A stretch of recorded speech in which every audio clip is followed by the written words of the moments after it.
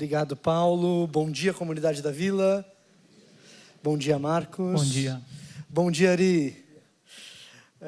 Gente, seguimos hoje na nossa série com o nome, é só isso mesmo, mas podia ser série, virou o ano e o Marcos quis que a gente pregasse os textos mais difíceis que tem. Esperei você beber água para falar isso. E por eu ter chamado você, esse é um dos mais. Eu falei, não, vou deixar isso aí pro Fontana. Gente, de fato, hoje a gente é um texto daqueles espinhosos e é um texto espinhoso daqueles assim, por dois motivos. Espinhoso porque a gente está culturalmente distanciado dele e quando a gente está culturalmente muito distante do texto, a gente passa por ele e muitas vezes não entende o que está rolando ali. E espinhoso porque é daqueles que tem um certo grau de violência envolvido. Então, a dupla dinâmica aí. Eu não sei se vocês já viram aquele influenciador de vídeo curto, que é o Pacote. Nunca viram? Um cara que fica falando... É um cara que fica falando só por gíria, mas não fala nada. Eu fui lá e pá, não sei o que tem. Um outro bom exemplo seria, para a turma mais velha igual a gente, o político da Praça é Nossa, que falava... É verdade, é verdade. Não é? Que tinha as notas de dinheiro saindo do paletó. Isso é meio moderninho, então eu já puxei mais velho, vai lembrar da Praça é Nossa. Pronto, tá lá, então, tá vendo? Tá vendo aí, cara? Não, você é muito melhor de exemplo do que eu, isso aí não tem nem dúvida.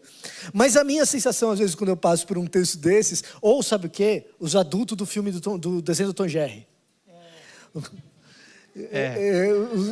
Muppet Babies. Deixa eu pegar minha turma. Professora do Charlie Brown. É a mãe do Muppet Baby. Ou do Snoopy. Isso aí mesmo. Já gastamos mais do que deveria nesse exemplo. Tá bom. Mas, e por que isso, né? Por que eu estou trazendo isso? Mas porque, assim, é o que acontece comigo quando eu passo por alguns desses textos. Talvez aconteça com você também. A gente está lá, lendo o texto bíblico, na nossa tentativa muito piedosa de ler a Bíblia inteira, na sequência. E, de fato, é o que a gente precisa fazer. Não é uma coisa ruim tentar ler a Bíblia na sequência. Pelo contrário, a gente só vai entender se a gente fizer isso.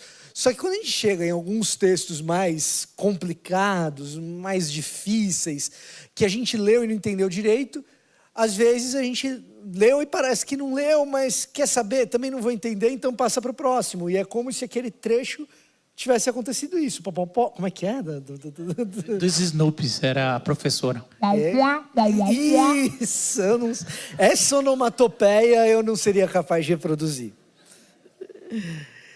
O texto que a gente tem hoje tem essa tônica, tem essa característica. Da gente ler e falar assim, não, vamos para o próximo, porque isso aqui ficou meio indigesto. Acho que a palavra que eu estava procurando era essa. O adjetivo que eu estava procurando ficou meio indigesto isso daqui. Então, se você puder me acompanhar na leitura do capítulo 10 do livro de Levítico, nós vamos ler do versículo 1 até o versículo 11. Então, Levítico 1 a 11 diz o seguinte: Nadab e Abiú, filhos de Arão, colocaram brasas em seus incensários e as salpicaram com incenso. Com isso, trouxeram fogo estranho diante do Senhor, diferente do que ele havia ordenado. Por isso, fogo saiu da presença do Senhor e os devorou, e eles morreram diante do Senhor. Então Moisés disse a Arão: foi isso que o Senhor declarou: mostrarei a minha santidade entre aqueles que se aproximarem de mim. Mostrarei minha glória diante de todo o povo. E Arão ficou em silêncio. Moisés chamou Misael e Eusafã, primos de Arão, e filhos de Uziel, tio de Arão, e lhes disse: venham cá e levem o corpo de seus parentes da frente do santuário para um lugar fora do acampamento. Eles se aproximaram e puxaram pelas roupas para fora do acampamento, conforme Moisés havia ordenado. Então Moisés disse a Arão e a seus filhos Eleazar e Itamar: não deixem o cabelo despenteado, nem rasguem as roupas em sinal de luto. Se o fizerem, morrerão. E a ira do Senhor ferirá toda a comunidade de Israel. Mas outros israelitas, seus parentes, poderão ficar de luto, porque o Senhor destruiu Nadab e Abiú com fogo. Não saiam da entrada da tenda do encontro, ou morrerão, pois foram ungidos com óleo da unção do Senhor. E fizeram conforme Moisés ordenou. Então o Senhor disse a Arão: você e seus descendentes jamais deverão beber vinho ou qualquer bebida fermentada antes de entrar na tenda do encontro. Se o fizerem, morrerão. Essa é uma lei permanente para vocês e deve ser cumprida de geração em geração. Façam distinção entre o que é santo e o que é comum, entre o que é impuro e o que é puro, e ensinem aos israelitas todos os decretos que o Senhor lhes deu por meio de Moisés. Que Deus abençoe a sua palavra lida. Gente, olha só, se você passa por um texto como esse e vem um questionamento assim do tipo: caramba, que punição exagerada, isso é muita coisa. Fulminar, carbonizar duas pessoas por causa de um erro ritual, que Deus é esse? Se isso passa na sua mente, no seu coração, seja bem-vindo, você é uma pessoa ocidental do século 21. É natural que você pense assim. E se você passa por um texto desse e não pensa isso, das duas uma, ou você já está, ou das três uma, ou você já está muito educado a respeito do contexto, e aí você já meio que formou uma opinião a respeito do texto e do contexto aqui. Essa é uma hipótese.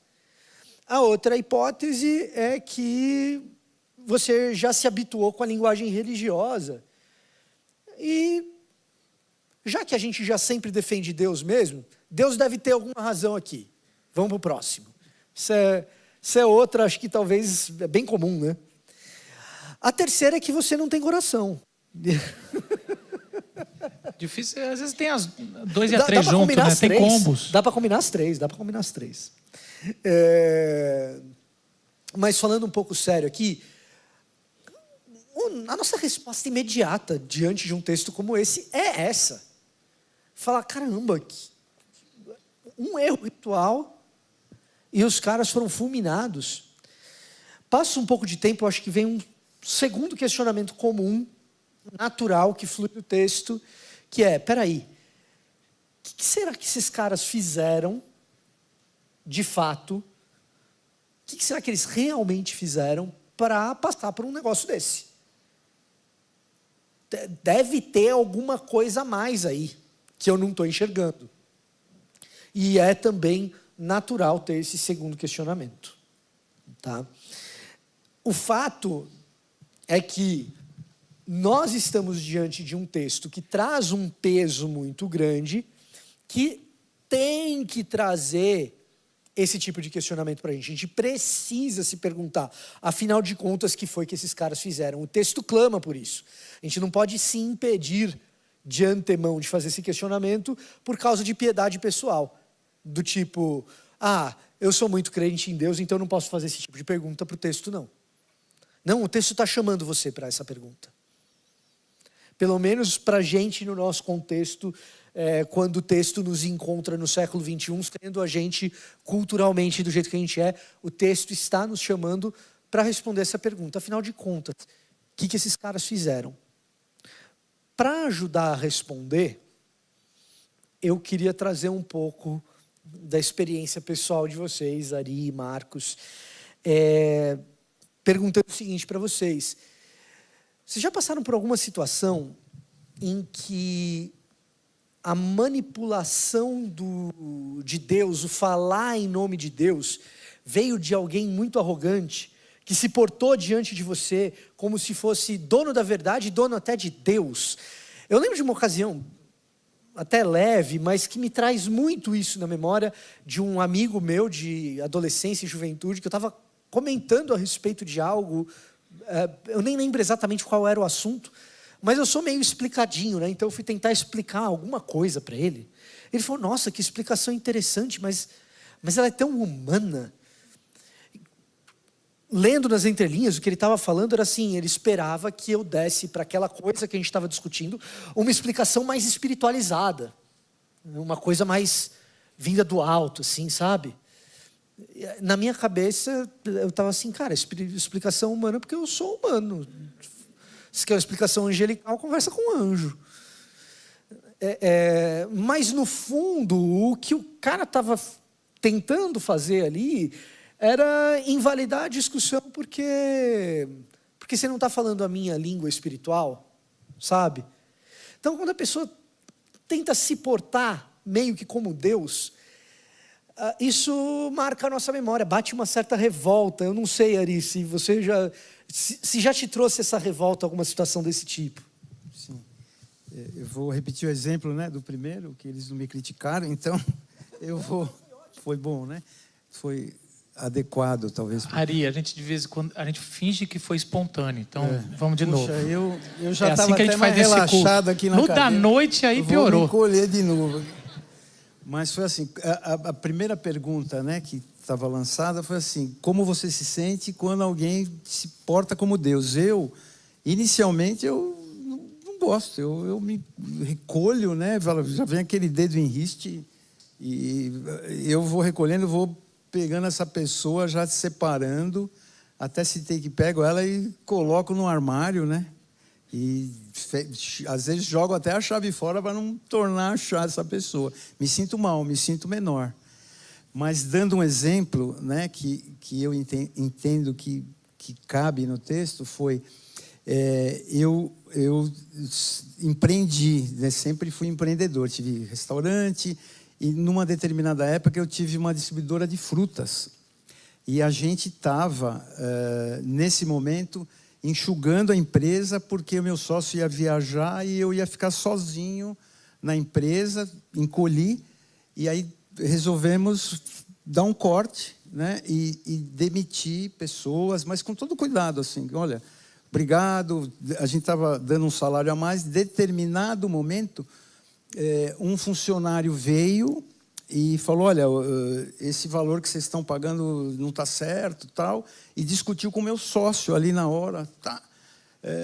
E ele falou, olha, não vai, não sei o quê, e eu falei, ele veio com a conta, eu falei, olha, fulano, você, melhor, se você acha que você tem direito, vai para a Justiça do Trabalho, eu não posso fazer nada, meu sócio já estava com ele meio engasgado, eu falei, tá bom. Determinado momento, em julho de 97, ele voltou no nosso escritório. Nessa época eu já estava só com a minha empresa, voltou e falou, senhor, posso falar com o senhor? Eu falei, pois não, senta aí, a gente já conversa. Eu estava fechando um caixa assim, e ele estava com uma garrafinha de água com gasolina, isso eu não contei no primeiro, né? Eu falei, senta, abriu a garrafinha com água e tinha gasolina, jogou na minha cabeça e puxou eu só vi um negócio prateado, assim, ele puxou o revólver, né, e disparou, né, 5, foram 5 tiros, né, que ele deu, meu membro inferior, até o pessoal me ajudou a subir aqui, mas assim, e na época eu falei, pô, esse cara é Deus, né? Eu me senti exatamente, que ele quer tirar minha vida, né? Que ele quer, e isso impactou minha vida porque eu acabei perdendo muito dinheiro, o negócio eu perdi porque eu estava pequeno, os meus clientes dependiam eu vender, então falei para o zero, fiquei no zero, assim. Então é um exemplo que eu falo, pô, o cara foi Deus, né? É isso aí. O meu exemplo é bem mais leve do que o do Ari. E realmente, você surpreendeu com o negócio da gasolina. Você não tinha contado, não. Meu Deus do céu, Ari. eu conheço outros caras que querem ser deuses diferentes, tiram a vida um pouco diferente da gente.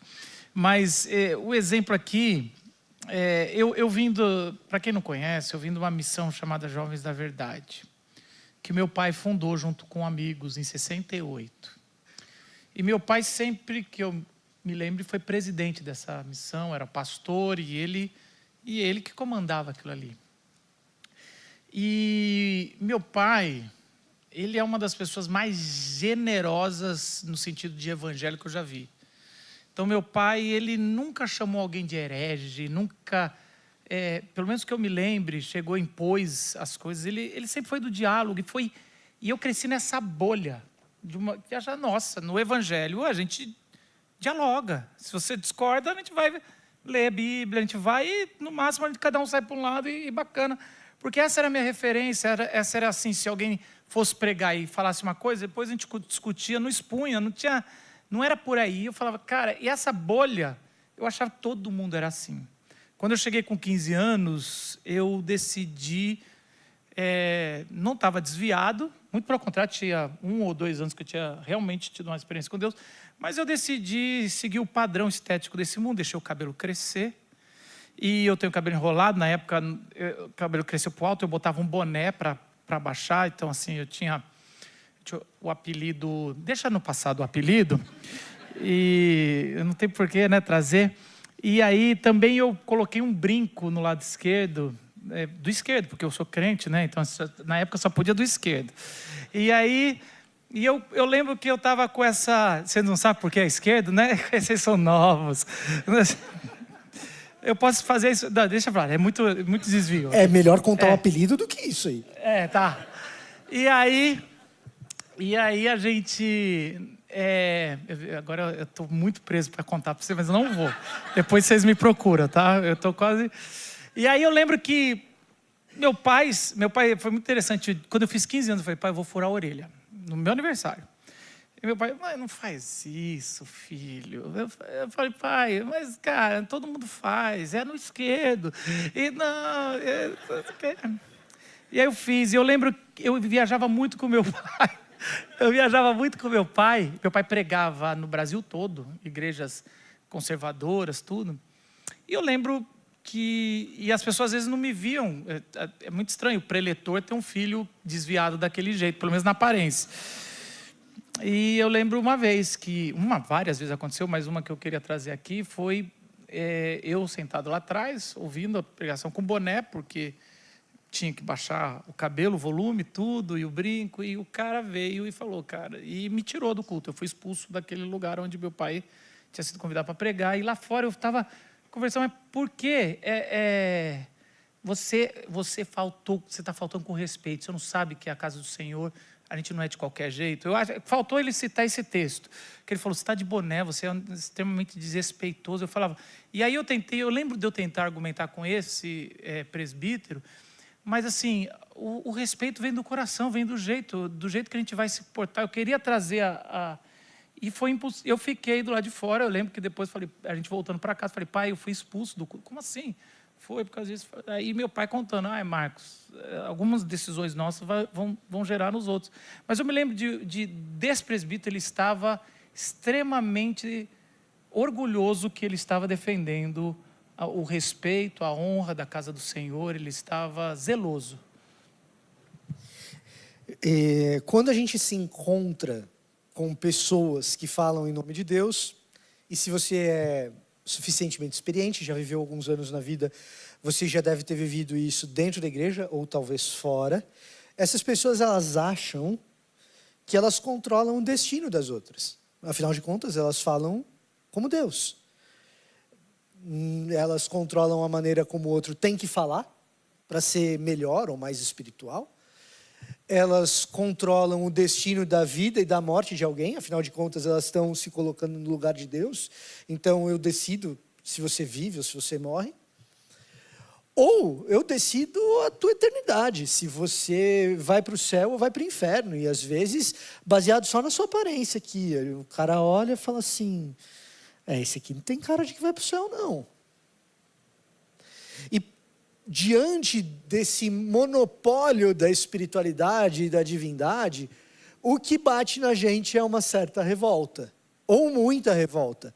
Se não na hora, depois quando a gente pensa no assunto, você fala, caramba, esse cara estava tentando se colocar no lugar de Deus, estava usando Deus de fantoche, e mais do que isso, usando Deus de fantoche para dominar os outros, para controlar a minha vida, ou o direito de continuar tendo vida, ou o meu destino final em toda a eternidade. É muita presunção, não é pouca, é uma coisa gigantesca. Para entender isso, dentro do contexto do texto que a gente leu, eu queria te convidar a ler comigo o capítulo anterior, os versículos finais. A gente vai ler 9, 22 a 24. Levítico 9, 22 a 24. Por fim, Arão ergueu as mãos na direção do povo e o abençoou. Depois de apresentar a oferta pelo pecado, o holocausto e a oferta de paz, desceu do altar. Então Moisés e Arão entraram na tenda do encontro e, quando voltaram, abençoaram o povo novamente. E a glória do Senhor apareceu a todo o povo. Fogo saiu da presença do Senhor e consumiu o holocausto e a gordura no altar. Atenção agora. Quando eles viram isso, gritaram de alegria e se prostraram com o rosto no chão. Veja o contraste de uma enorme festa, de uma grande celebração, para na sequência, a gente está diante de 2 corpos carbonizados. Esse é o brutal contraste entre esses 2 trechos, mas que estão um coladinho no outro. E o que está acontecendo aqui? O que está acontecendo aqui é o que nós lemos no último versículo principalmente. E o que o próprio Moisés declara, como o Senhor declara a Arão. 10, versículo 3, que a gente leu. Mostrarei minha santidade entre aqueles que se aproximarem de mim. Mostrarei a minha glória diante de todo o povo. O que está acontecendo aqui, logo antes do evento Nadab e Abiú, é o clímax de Deus se encontrando com o seu povo. Tudo que era inacessível, tudo que era distância, tudo que era transcendência, se você quiser, era o que acontecia até então. Quando a gente olha para o tabernáculo e para a tenda, para esse santuário que foi construído, logo que ele é construído, o que a gente vê Deus fazendo é enchendo esse tabernáculo com a sua glória, uma nuvem enche a tenda e ninguém consegue se aproximar dela, ninguém consegue entrar nela. Até o momento que, de dentro da tenda, o Senhor chama. E ele chamou. Na virada de Êxodo para Levítico, ele chama Moisés. E então Moisés passa a ter acesso. E aí depois Arão passa a ter acesso. E aquele Deus que é um Deus que é tão transcendente, aparentemente tão distante, tão cheio de glória, tão difícil de chegar até ele, de repente ele vai se tornando cada vez mais acessível, cada vez um número maior de pessoas consegue se aproximar dele, até que a gente chega nesse capítulo 9 e a gente tem uma grande celebração. Por quê? Porque Deus se faz presente diante de todo o povo. O fogo consome o holocausto. E assim o fogo saindo da tenda, do tabernáculo, consumindo o holocausto, faz a presença de Deus acessível a todo o povo. E então o povo inteiro celebra, o povo inteiro festeja, o povo inteiro fica em êxtase. Uau! Deus está perto de todo mundo. Se você tem cultura de igreja, é velho de igreja, primeiro, perdão pelos eventuais erros que a gente tenha cometido. Mas em segundo lugar, talvez você já tenha visto, povo não alcançado, quando o missionário vai para um povo não engajado, não alcançado, tribo ou coisa desse tipo, e a história da redenção vai sendo contada e finalmente chega na parte de Jesus e o povo entende. E começa uma festa e todo mundo começa a celebrar. Às vezes a celebração dura horas. Porque finalmente Jesus fez sentido. Se você está em igreja evangélica faz um tempo, talvez você já tenha visto algum missionário vir aqui na frente e ele mostra as fotos do povo em festa e tal. Ou mais recentemente tem vídeo. Ou às vezes essa festa acontece quando depois de anos esse povo finalmente tem esse livro na língua deles, que até então era só na oralidade, mas com muito esforço, com muito trabalho, finalmente a Bíblia está, ou pelo menos os evangelhos, estão na língua desse povo, e o povo entra em êxtase, o povo faz uma festa, finalmente temos a palavra de Deus na nossa língua. Talvez você já tenha visto isso. Se você nunca viu, eu faço o convite para que você procure um missionário que te conte como é isso, porque é uma experiência só de ver foto, tá? E do cara contar, já é uma experiência daquelas, é uma das coisas muito boas de ter crescido num ambiente evangélico, Marcos. A gente fala dos eventuais traumas, mas isso é uma das coisas que eu carrego com bastante carinho, de ver aquela festa diante de simplesmente ter a palavra de Deus traduzida na sua língua, acessível para ser lida. E é isso que está acontecendo aqui. É esse tipo de festa de celebração de Deus finalmente acessível. E então, o que acontece? No meio dessa festa, Nadab e Abiú, filhos do sumo sacerdote, filhos de Arão, resolvem tomar a espiritualidade para si. Resolvem ser donos de Deus. Se você lê na sequência, a leitura mais ou menos natural do texto pode te levar a se perguntar: será que foi porque eles estavam embriagados? Porque na sequência Deus fala, olha, não pode tomar vinho. E é uma pergunta honesta, uma pergunta legítima você se fazer. Será que o problema foi eles se embriagarem? E pode até ser que eles estivessem embriagados sim, tá? O texto sugere isso. Logo depois de uma grande festa, faz sentido. Talvez eles estivessem inebriados.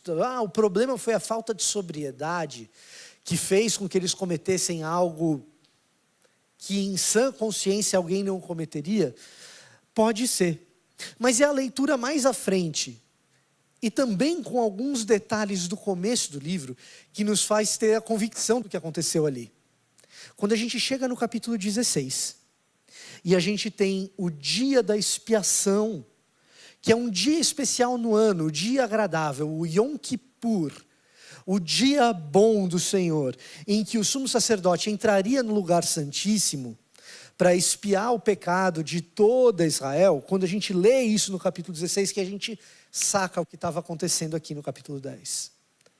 Toda a descrição da entrada no lugar santíssimo, que estava reservada ao sumo sacerdote Arão, em nome, novamente, de todo o povo, num dia específico, num dia especial, ordenado por Deus. Toda essa cerimônia de entrada é exatamente a descrição daquilo que Nadab e Abiú fazem no começo do capítulo. Nadab e Abiú estão tentando entrar no lugar santíssimo, no Santo dos Santos. O que eles estão fazendo é tentar monopolizar a divindade. O que eles estão fazendo é tentar, no dia que eles querem, do jeito que eles querem, controlar o divino em nome do povo, para quem sabe controlá-lo. E isso ganha uma conotação mais dramática quando a gente entende o papel do sacerdote. Porque quando a gente entende o papel do sacerdote, Nadab e Abiú começam a ficar mais parecidos com os povos circunvizinhos e a realidade que eles experimentaram quando estavam lá no Egito. Sacerdote no Antigo Oriente Próximo, gente, é uma classe extremamente privilegiada. Mais do que eles, só membro da corte. Só amigo do faraó. Só a alta nobreza. E eu explico, tá? Vou colocar em outros termos. Sacerdote no Antigo Oriente Próximo é o cara que trabalha no ar-condicionado. O trabalho no Antigo Oriente Próximo, no contexto cultural e histórico no qual Israel se encontra, Egito Antigo, Suméria, é um trabalho fundamentalmente agropastoril. É a região do crescente fértil, norte da África, Rio Nilo, Rio Jordão, no Levante, e na Mesopotâmia, rios Tigre e Eufrates. Por que rios? Porque em torno do rio você tem terra fértil. E as civilizações, elas surgem quando a gente abandona a prática nômade e se fixa em algum lugar por causa da fertilidade da terra. E, portanto, o que tem de trabalho ali para fazer? É trabalho de agricultura, é trabalho de cuidar de rebanho. Agora, se hoje em dia trabalho agrícola e cuidar de rebanho já é trabalho duro, pensa isso sem trator. Arar a terra no braço é um trabalho muito duro. É o dia inteiro com sol a pino. E quando o sol não está a pino é porque tem chuva forte, ou então é porque está frio. Você pode ter reclamado um pouquinho da frente fria que chegou, um friozinho que a gente passou, mas eu e você não tivemos que acordar para arar a terra. Ou cuidar de rebanho, veja só, hoje é um trabalho duro. Montar cavalo todo dia. E olha que tem sela boa hoje em dia. Pegar, por precaução, um soro antiofídico, porque vai que no trabalho pastoril eu me encontro com uma serpente, eu me encontro com uma víbora, e aí eu preciso estar preparado para caso uma cobra me morda. Ou, de repente, cuidar de algum boi ou ovelha que está faltando, dá trabalho. No Antigo Oriente Próximo, gente, a própria Bíblia diz, se você já leu um pouco do texto bíblico, você tem uma noção do contexto. No Antigo Oriente Próximo é urso, é leão, é alcateia de lobo inteira. E isso é o trabalho pastoril no Antigo Oriente Próximo. Esse é o tipo de problema que você está enfrentando. E as eventuais serpentes, sem que houvesse ainda ciência para cuidar de uma eventual picada. Então, é trabalho muito, muito, muito duro, perigoso, cansativo. E aí você pensa, e o trabalho do sacerdote? O trabalho do sacerdote é você ficar ali no templo, esperando as pessoas que trabalham trazerem o cordeiro, o novilho, os grãos e a contribuição financeira junto com eles, para então você, tudo bem, você tem que eviscerar o animal, tem algum trabalho que a gente já não faz, o supermercado está aí para dar a carne já cortadinha para a gente em filé, né? Mas o trabalho do sacerdote é fazer um churrasco com o teu trabalho. Com o trabalho agropastoril. É trabalho duro pra caramba. Quando chega no sacerdote, o sacerdote é a classe privilegiada. Nadab e Abiú já tinham essa vida garantida. Para eles e para as gerações futuras. É o trabalho de ar-condicionado garantido para eles. Ainda assim, não é suficiente. Eu preciso monopolizar a espiritualidade. Eu preciso entrar no Santo dos Santos. Eu preciso controlar Deus. Eu preciso repetir o Egito, eu preciso repetir Babel. Porque Deus não pode ser para o povo todo. Eu tenho que entrar no Santo dos Santos, eu tenho que construir uma grande torre, eu tenho que ter uma cidade como Heliópolis, como Om, para representar o meu poder, que diz então que eu tenho acesso a Deus e você não, para que você faça aquilo que eu quero. Nadab e Abiú, quando monopolizam a divindade, estão repetindo a história do Egito, estão repetindo Babel, estão repetindo a história sacerdotal de todo o povo das regiões circunvizinhas ali do Levante, ali da Cananeia. Esse é o grande problema que exige uma solução, exige que Deus fale, não, aqui não, comigo não. No meu povo não vai ser assim. A espiritualidade, ela está sendo entregue para todo mundo. Mais do que isso já estava nos planos. Êxodo 19. Livro de Êxodo, capítulo 19, diz o quê? Que vocês serão a minha nação santa, o meu reino de sacerdotes. A espiritualidade vai ser entregue para todos. Deus vai ser acessível para todos vocês. E o capítulo 9 é o clímax disso. No clímax disso, o que acaba acontecendo? No clímax disso, Nadab e Abiú resolvem tomar para si Deus como um fantoche, Deus como um fetiche do seu próprio desejo. Esse é o problema do texto que exige uma resposta dura da parte de Deus. Afinal de contas, é só isso mesmo? É só isso que a gente é como povo? Mais um povo em que uma elite sacerdotal tem acesso a Deus e o resto do povo fica sem? Mais um povo no qual um pequeno grupo de pessoas diz que fala em nome de Deus para controlar a vida dos outros? Para controlar como o país vive, para controlar a economia, para controlar a política, para controlar tudo. É só isso que a gente é como povo? É só isso mesmo? E a gente não pode se enganar. Porque se a gente vê isso nas palavras de outras pessoas, de Nadab e Abiú, é verdade também que nós fazemos essas coisas. A gente faz Deus de fantoche também. Eventualmente, tratando a religião como um amuleto. Deus, meu Deus, eu fiz o meu jejum, eu cumpri a minha parte espiritual, cabe a você ser o meu horóscopo de hoje. Afinal de contas, Deus, hoje é dia de quê para que a minha vida seja próspera? Controle da divindade. Ou, quem sabe, montar a nossa própria teologia sob medida de acordo com os nossos gostos.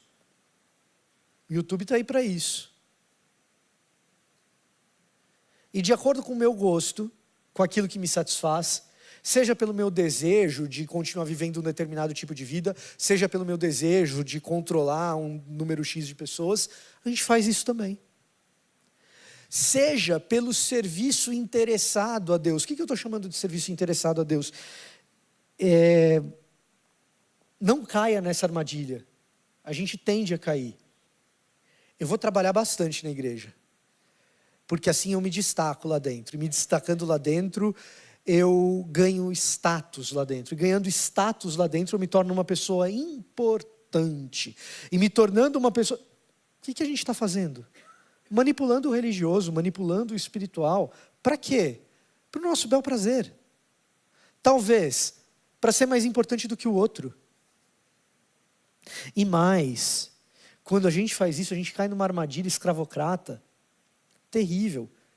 Porque a gente acaba servindo outra pessoa, não Deus, que quer também manipular o outro. E às vezes manipular multidões. Uma boa parte do serviço duro que se faz em igrejas e é uma autocrítica que a gente tem que fazer para a comunidade da vila, não é uma coisa de ficar pensando na igreja do vizinho. Mas a igreja do vizinho lança à luz aquilo que a gente faz também, tá? Uma boa parte daquilo que a gente faz em igrejas, a gente faz para se sentir melhor, para ter um status, para ganhar a simpatia de todos, e a gente faz isso fortalecendo, servindo um CPF e um CNPJ. Um pastor que vai poder dizer que o trabalho dele foi bem feito, que vai poder dizer que ele é bem sucedido por onde ele vai, e uma igreja que vai poder dizer, olha só como a gente faz as coisas bem, olha como o culto está cheio, e que bom que está cheio, mas que esteja cheio para ouvir da palavra de Deus, não para o serviço a um CNPJ, a um CPF. Mas isso é a manipulação religiosa e a manipulação de Deus mais óbvia. Pode ser mais sutil. Pode ser menos clara. Por exemplo, queria perguntar para vocês dois. Vocês já se viram em circunstância em que você tinha que ganhar a discussão de qualquer jeito? Que o importante era ter razão no final e não importa os meios? Já aconteceu isso com você, Ari? Já aconteceu, acontece, tem acontecido, né? Por ironia do destino, hoje eu atuo como perito contábil, né? Perito judicial. E eu sou nomeado em algumas varas que eu tenho que apresentar número na sentença ou no que as partes estão pedindo. E quando eu apresento o laudo, eu apresento e depois as partes se manifestam, né? Quem é área do direito sabe disso. Então, aí vem o despacho do juiz e fala assim, ao perito para esclarecimentos, né? Nossa, eu detesto ter que falar lá, assiste razão a fulano, a Beltrano, primeiro, porque é um erro que eu fiz durante o trabalho. Era 5, você colocou 7. Inverti, né? E segundo, porque eu tenho que refazer o trabalho, às vezes. No Excel, a planilha, mexe tudo, né? Mas eu não gosto de ser corrigido, não gosto, né? E citei no primeiro exemplo, e trago para mim isso, assim, tem 3 maneiras, né? Uma é a certa, outra é a minha e outra é a sua. Então, eu prefiro falar assim, aceita a minha e acabou, né? E encerramos o negócio aqui. Então, mais ou menos isso, a minha leitura sobre isso. Eu não gosto de estar errado. Que bom que quase nunca acontece, mas assim...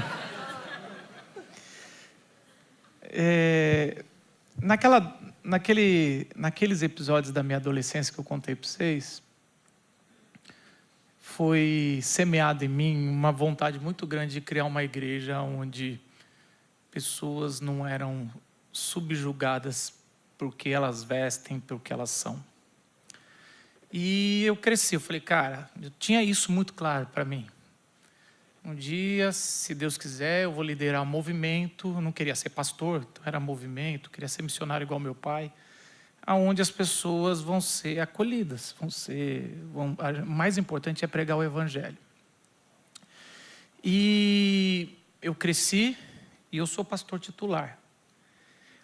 E assim, é interessante como a gente é tentado, porque na minha vez aí é bom ter razão.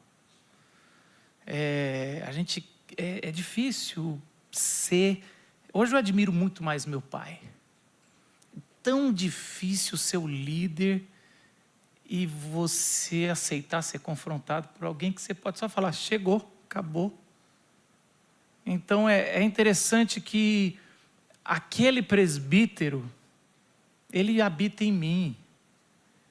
E eu quero... Então, vocês já devem ter visto eu brincando muito que os presbíteros aqui ficam usando bermuda. E eu tento criar leis de vestes aqui na igreja, porque senão esses pastores aqui, vocês sabem, né? Eu sou diferente.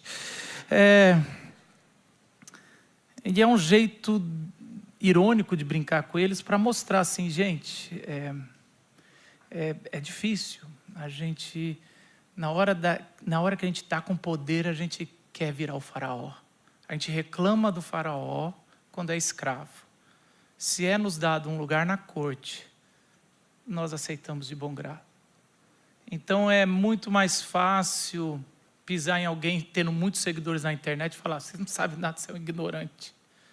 Do que falar, é uma opinião contrária. É difícil isso, é uma luta, porque é difícil isso. Então, assim, Fontana, você falou que é sutil, não é só ganhar no argumento, não. Às vezes você perde o argumento,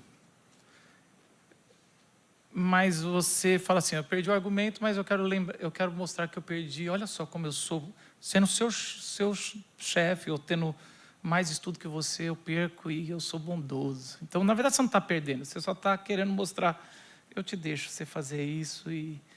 Então, assim, eu acho que essa prepotência da gente pegar o fogo estranho e falar que é nosso esse fogo, que essa autoridade eu que tenho por sentar nesse lugar aqui, ou no lugar que você tenha como algo. Então, a gente puxa para nós a glória o tempo todo.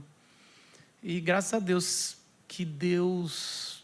graças a Jesus, que hoje as pessoas não são tão fulminadas, não, porque assim, eu teria medo, mais medo. Assim. Então, assim, eu acho que ainda está dentro de nós. Se a gente for olhar, não está lá fora, nos persegue. No nosso contexto de cristianismo, gente, especialmente sendo protestantes, a intelectualidade, o racionalismo são super importantes. E então, bom, vocês vão me ver errando isso amanhã, tá? Querendo, assim, na cozinha da mensagem, vocês vão me ver querendo ter mais razão do que eu tenho. 8 horas da manhã, vocês vão ver Boa Briga. Pode assistir no YouTube da Vila. É uma boa propaganda, Fontana. Pois é, tá Mais vendo uma só? vez a gente discutindo entre pastores com a gente. E quando a gente está num dia ruim, às vezes é isso. Às vezes a gente usa ou quer usar a pretensa intelectualidade que a gente tem para dominar o outro, dominar num debate. Mas o domínio num debate, às vezes, também é o domínio eclesiástico. Porque aí eu digo que é a minha interpretação que vale. Aí a gente impõe isso para uma comunidade inteira. Ou então, como a gente é uma comunidade racionalista, a gente também é uma comunidade moralista de virtudes. Então a gente tenta fazer a nossa virtuose se sobressair. Então muitas vezes mais sutil a maneira como a gente quer exercer controle da divindade para controlar o outro. Num plano em que Deus chama Israel para ser nação santa, para ser reino de sacerdotes, algo drástico precisa ser feito. Num plano em que nós fomos chamados para ser nação santa, reino de sacerdotes, povo de propriedade exclusiva do Senhor, algo drástico precisa ser feito.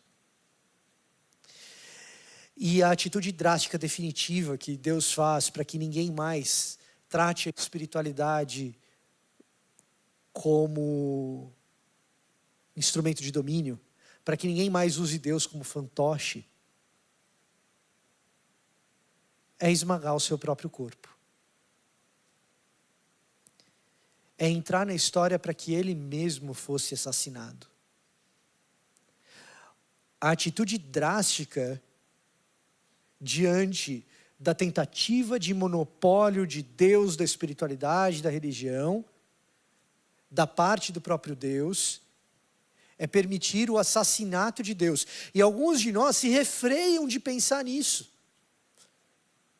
Mas eu quero te lembrar a ortodoxia cristã, aquilo que a gente chama de união hipostática, de Jesus ser essencialmente humano e essencialmente Deus, ao mesmo tempo e o tempo todo.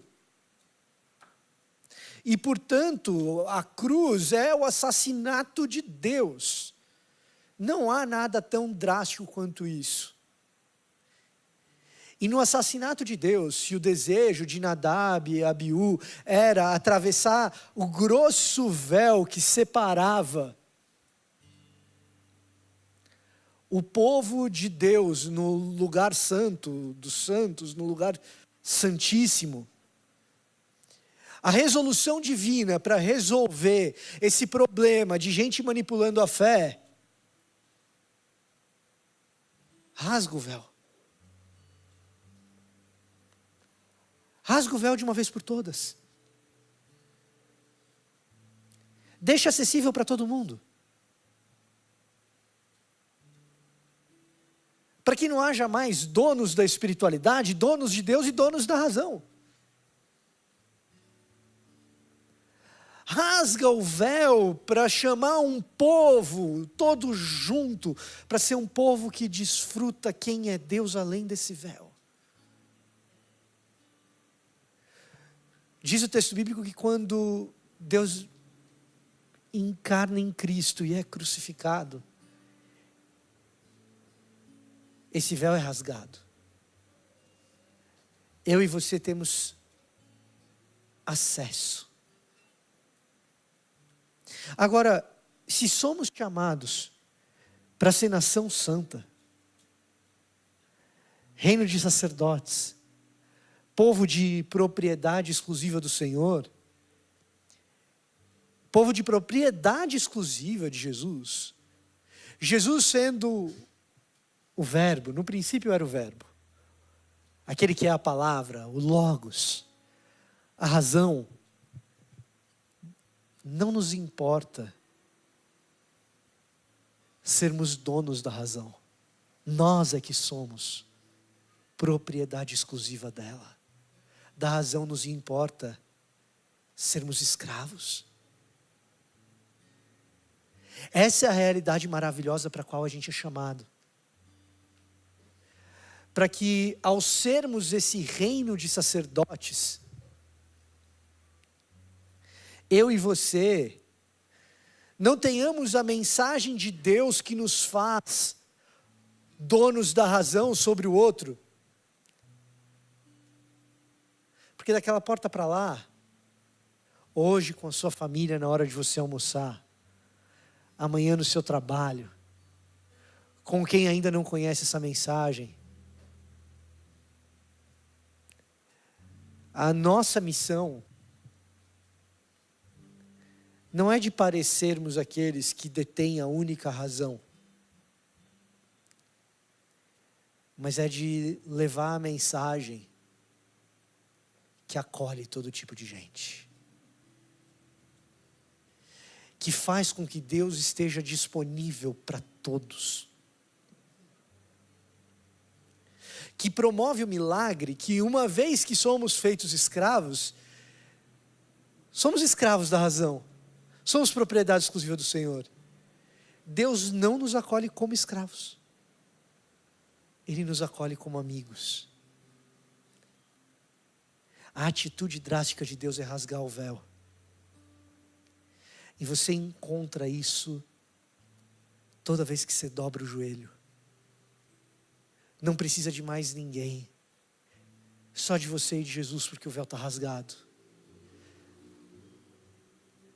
Povo além do véu, vocês têm acesso. Toda vez de manhã, quando vocês dobram o joelho, ou quem sabe à noite, e dizem assim: em nome de Jesus. Amém. E por isso a gente prega, e por isso a gente serve, e por isso a gente batalha, e por isso a gente trabalha, para que todos ouçam essa palavra. Deus está acessível no meio de vocês, basta dobrar um joelho e invocar o nome desse Jesus, para todo mundo. E por isso a gente trabalha, para que todo mundo tenha acesso. Basta ler. Bom, aqueles que ainda não têm a palavra na sua própria língua, vamos trabalhar, porque a gente serve, a gente é escravo, mas a gente é amigo, então vamos trabalhar. Vai estar na língua de todo mundo, para todo mundo ler e conhecer, acessível para todos. E quem é analfabeto, então a gente vai ensinar a ler. Mas e quem tem dificuldade para interpretar, então a gente vai ensinar do jeito que interpreta, para que seja acessível para todo mundo. Algo me entristece, é quando uma liderança clama o monopólio da interpretação desse livro, que foi feito para que todos nós tivéssemos acesso. Algo enche o meu coração de alegria. Ver um povo que é propriedade exclusiva do Senhor sair pelas portas das igrejas e adentrar no campo missionário, sabendo que esse Deus é acessível para todos. E que essa mensagem não nos faz superiores, nos faz servos que querem acolher. Que Deus te abençoe, povo além do véu.